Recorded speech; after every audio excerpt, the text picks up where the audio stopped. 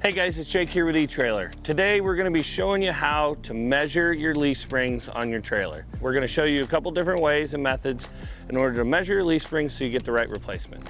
The easiest way to find a replacement spring for your trailer is to use your axle capacity. If you know your axle capacity, let's say for a 3,500 pound axle, you can go to our website, go to Leaf Springs, and you can click on in the categories on the left side, 3,500 pound axle, and it's only gonna give you springs that are designed to fit a 3,500 pound axle. If you get to that page and you only see two options, one is a double eye leaf spring like we have here, and the other is a slipper spring like we have here, all you have to do is match up the spring to the type of spring you have on your trailer, and then you've got your replacement.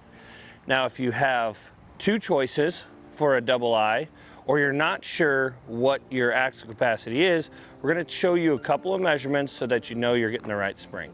We'll start up by showing you the double eye leaf spring measurements. What we're using today is going to be a Taylor's tape, and we use this so that we can actually measure the curvature of the leaf spring itself. So the first measurement we're gonna take is from one of the eyes to the center pin, where your leaf spring will actually mount to your trailer. So for us, we're gonna get 10 inches. The second one is going to be the curvature of this top leaf to that same center pin. You can also just line it up here, roll it down. It's a lot easier if it's not on this stand.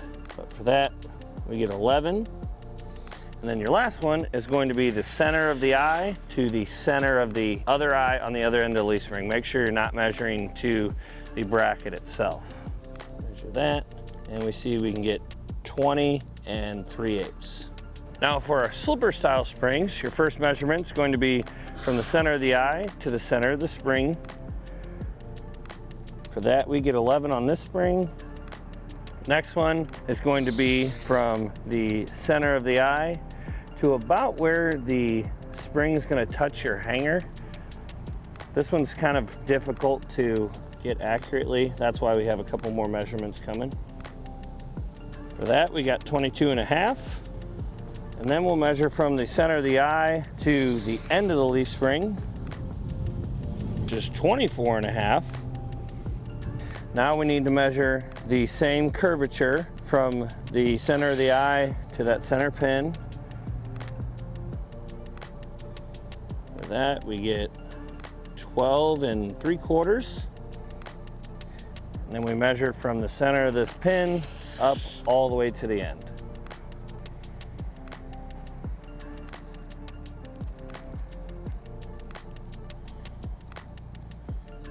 That one, we get 14.5. Now that you have all these measurements, just keep in mind that you may not need all of them. You're most likely not going to need all of them, but having some of them are going to help you differentiate the difference between two springs that you might be looking at. Well, that's all we have for you today. If you have any questions or comments, leave them in the comments below, and we'll see you next time.